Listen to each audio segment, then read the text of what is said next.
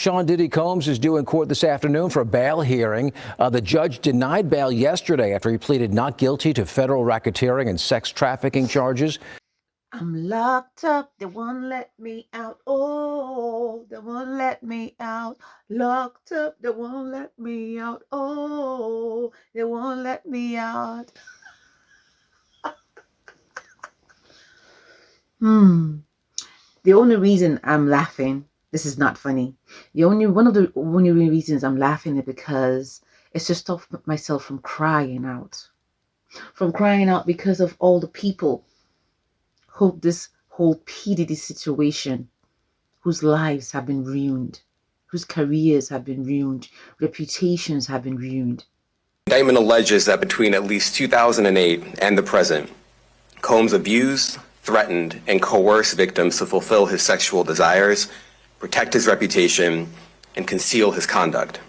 Sean Combs led and participated in a racketeering conspiracy that used the business empire he controlled to carry out criminal activity, including sex trafficking, forced labor, kidnapping, arson, bribery, and the obstruction of justice.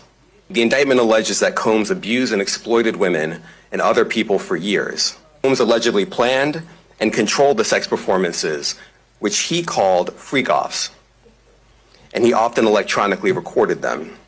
As alleged, when Combs didn't get his way, he was violent, and he subjected victims to physical, emotional, and verbal abuse so that they would participate in the freak-offs, and that Combs hit, kicked, threw objects at, and dragged victims, at times by their hair.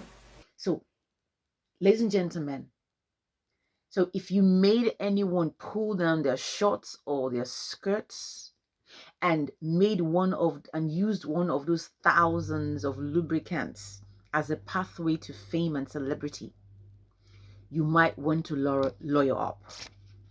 You might want to lawyer up because the dominoes are beginning to fall one by one by one.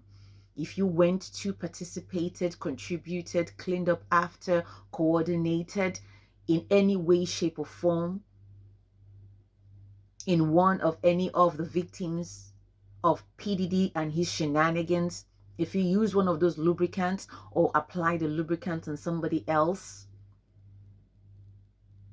if you use any of those powders or any of those pills or gave them to somebody else or put them in anyone's drink,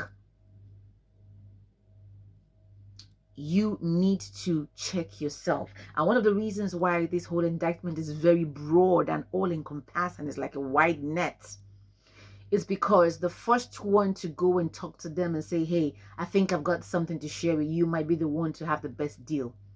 So it's time for people to start fessing up, start confessing. If you know anything, you saw anything, you heard anything, this is a good time to start talking. It's a good time to start talking, because if you go first, you get a good deal. If you wait till the last and you want to show how tough you are, this might not end well for you.